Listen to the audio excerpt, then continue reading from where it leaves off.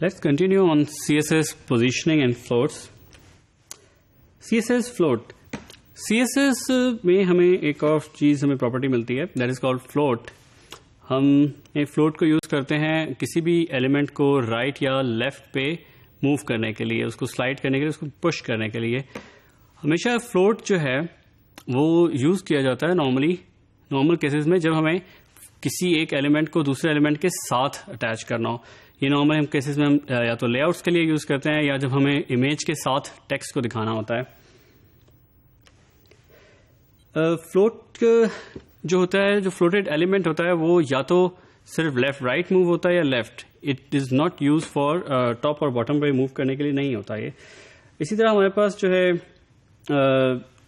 Float जो है ये सिर्फ और सिर्फ किसी भी एलिमेंट को उसके कंटेनर एलिमेंट के रिस्पेक्टिवली जो है उसको फ्लोट करता है, आइदर राइट और लेफ्ट, ना कि उसको बॉडी के रिस्पेक्टिव करता है.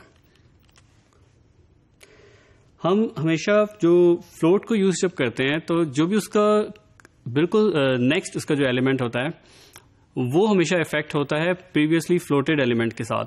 फ्लोट एलिमेंट से पहले जो भी हमने लिखा होगा वो हमेशा सेपरेट रहेगा और फ्लोटेड एलिमेंट के बाद में आने वाला एलिमेंट जो है वो रिस्पॉन्ड करेगा जो हमने इस एलिमेंट को हमने फ्लोट किया होगा उसके साथ. This is example. टिपिकली अगर हमें किसी इमेज को फ्लोट करना हो तो हम इमेज के टैग को हमने प्रॉपर्टी अप्लाई की है float right. This is how it will result कि हमें जो हमारी जो इमेज है वो राइट पे फ्लोट करेगी और जो भी टेक्स्ट हमारी इमेज के टैग के बाद आया होगा वो उसके लेफ्ट पे रैप हो जाएगा उस इमेज के साथ.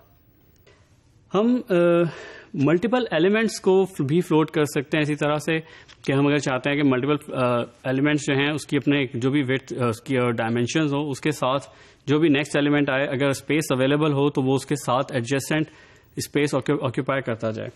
तो लाइक इसको एग्जांपल देखते हैं कि हमने यहाँ पे एक थंबनेल की क्लास बनाई, हमने उसको फ्लोट लेफ्ट कर दिया है, हमने विड्थ हाइट और मार्जिन्स देके उस पर्टिकुलर एलिमेंट की डायमेंशंस डिफाइन कर दी हैं.